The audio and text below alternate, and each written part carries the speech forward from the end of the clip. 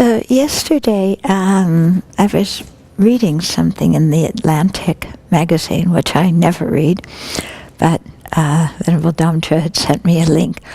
It was about ISIS, and this journalist had interviewed people who were ISIS spokespeople in Australia and UK, and then somebody else who had a similar philosophy but wasn't ISIS here in the US.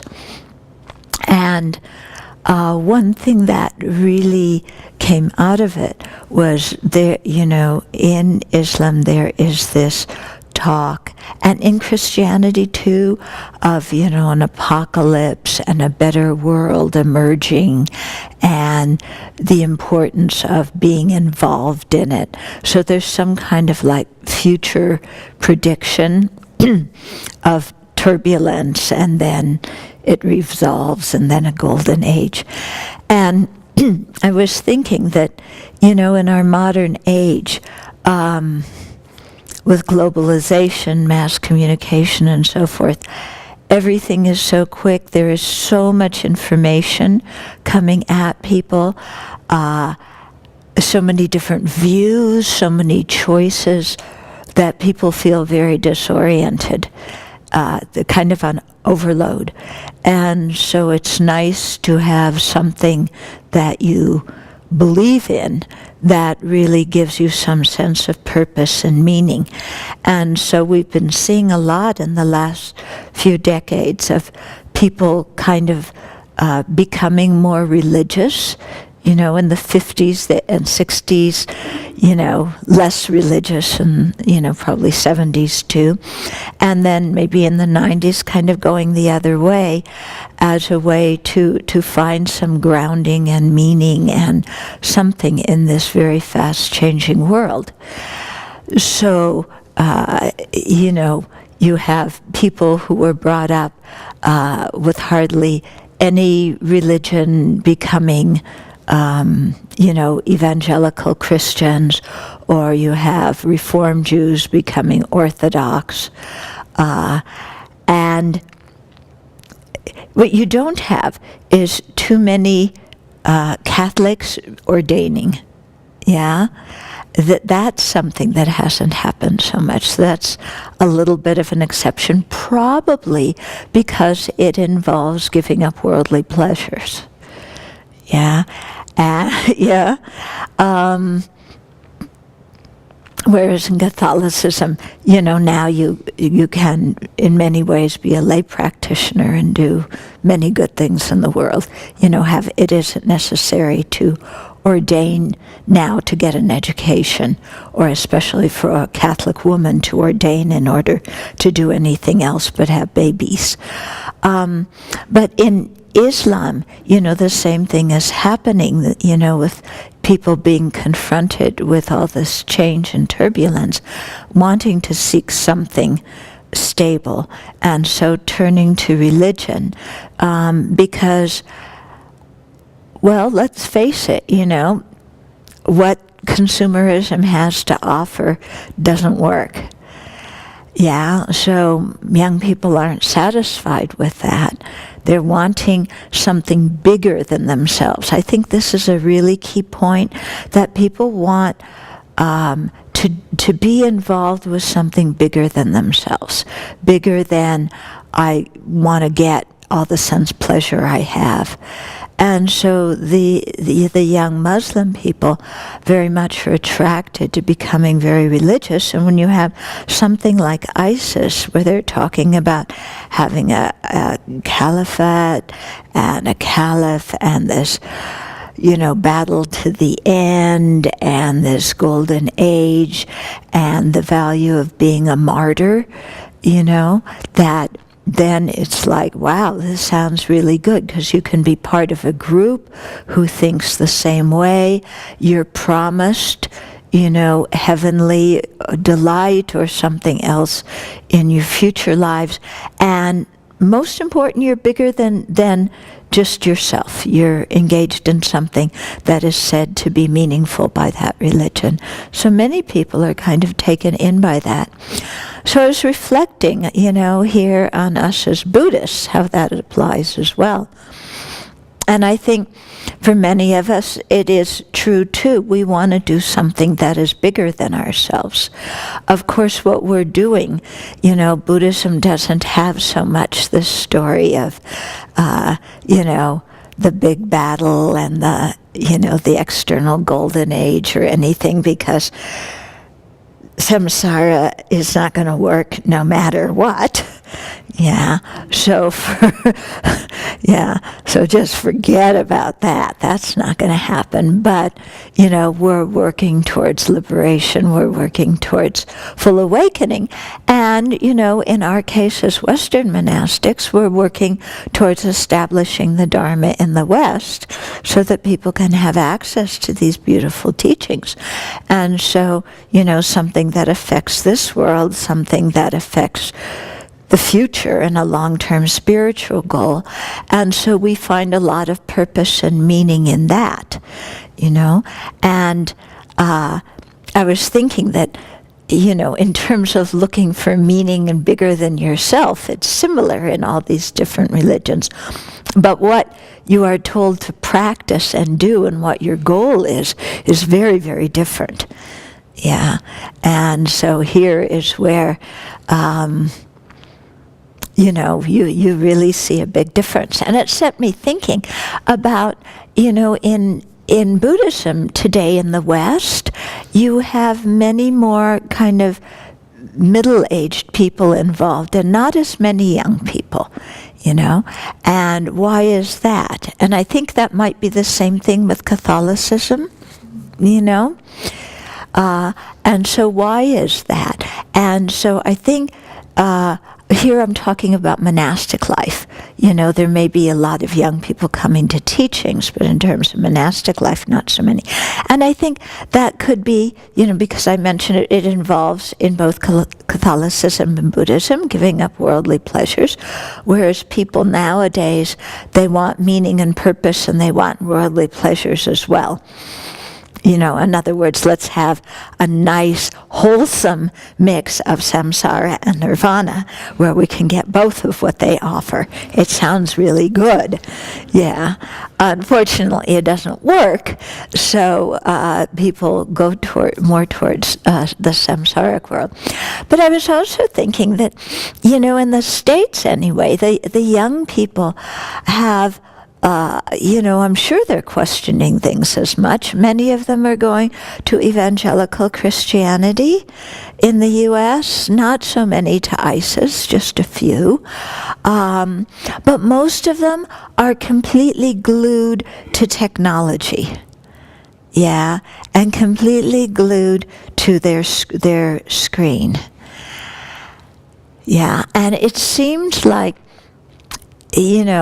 even though worldly things don't cut it, for many of the young people in the country, they're still not certain about that. Many of them are really looking to their screens for magical feel-good, but actually it's not feel-good, it's magical distraction. Or instant distraction, because you can just plug into anything, and Facebook, computer, games, anything, and it just helps you to handle the boredom and meaninglessness of your life. So I was thinking that's really kind of sad that that happens to many people. They get caught up like that. It's also sad when they go and get involved in a philosophy that's actually dangerous and damaging as well. Yeah. So of course everybody should become Buddhist. Of course we know that, yeah. Joking. Yeah, because that's not going to happen either.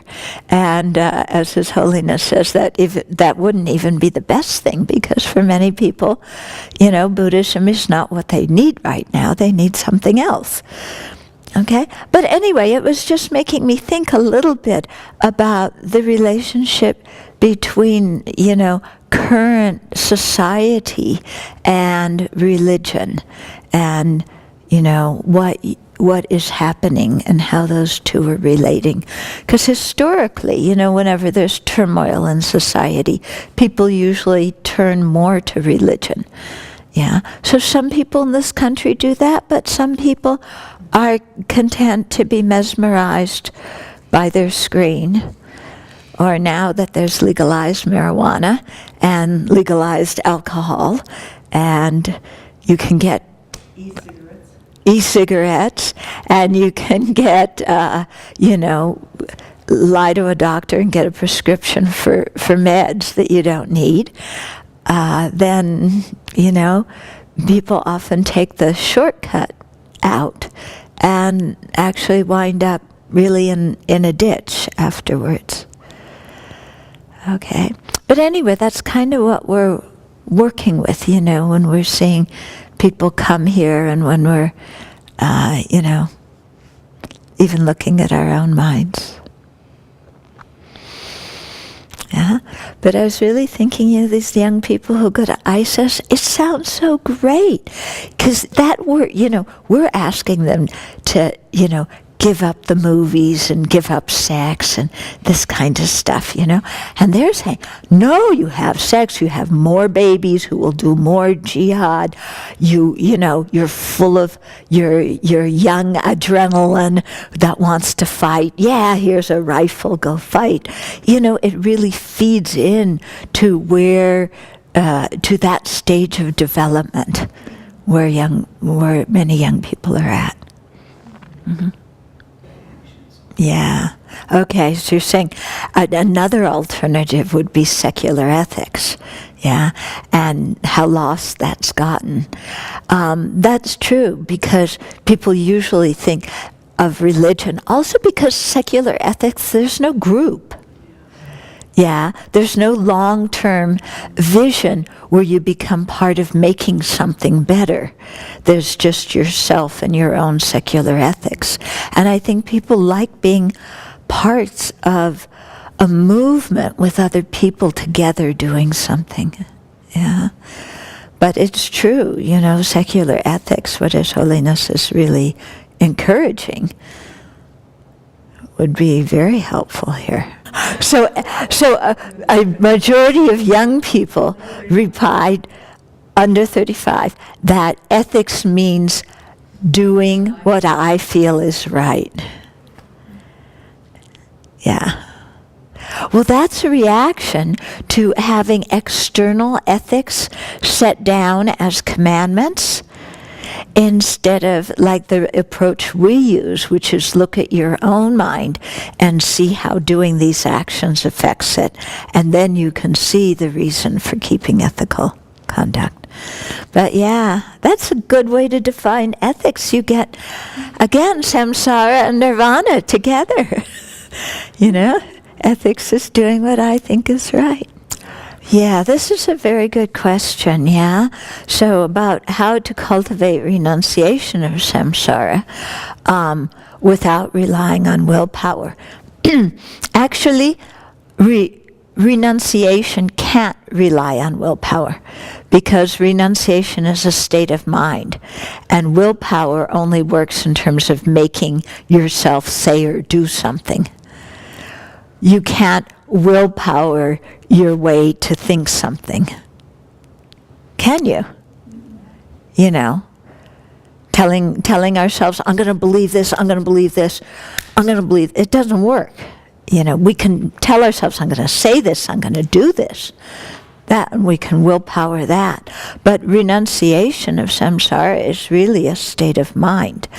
And here's where understanding is so important, because we have to understand, really deeply understand, the defects of cyclic existence.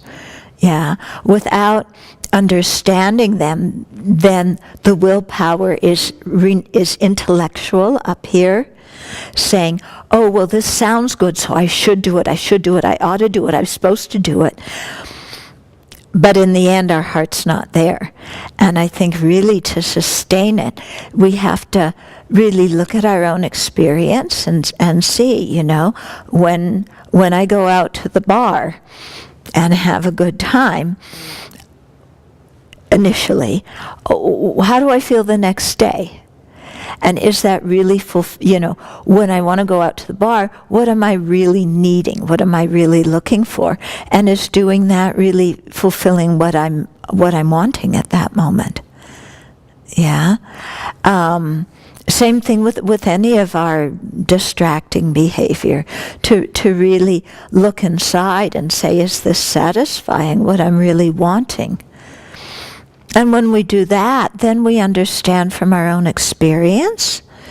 And there's nothing like understanding from your own experience, because then you want to go in a certain direction instead of, I'm gonna make myself be an arhat.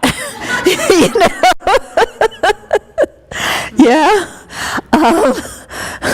So I think it also involves realizing that this is a slow process. We intellectually may know that samsara is not going to work, but and we start with that. You got to start somewhere, so you start with that. But then by repeatedly meditating on the defects of samsara, then we begin to understand deeper at a heart level. Instead of up here, it goes in here, and we really begin to understand in our heart, using logic and reason and using our own experience. And then slowly the habit of seeing samsara as a pleasure grove goes down, and the new habit of seeing, nirvana and full awakening as much better for us and for others, that understanding starts increasing. Yeah? So it's slow work, isn't it? And it's not like you ordain and then instantly your attachment's gone and you keep your precepts 100% purely, happily ever after. Huh? No, that doesn't happen. Didn't happen at the time of the Buddha. It doesn't happen now. Okay? So that's why it's training, practicing. Yeah? Again and again. Yeah? So, we're kind of looking for push button, instant, mental transformation, and it doesn't exist. Yeah, it's a slow, steady process. But if we engage in it and do it continuously, then definitely the mind changes. I mean, Dharma does need to practice step by step, slowly training the mind. And we're used to, buy that ticket and off you go. Yeah, and anything you want, boom! You can, look it up on the web and go for it. And in, 30 seconds, you're heading in that direction. Yeah. Yeah, which brings about a lot of impulsivity. Yeah, which we've seen here, haven't we? To me, it doesn't matter whether it takes a long time or a short time. The fact is that you're going in a good direction. The amount of time is inconsequential. I mean, it'd be nice to be enlightened sooner than later for the benefit of sentient beings so that we can help them better. But, you can't push it. And so at least knowing you're going in a good direction is so worthwhile.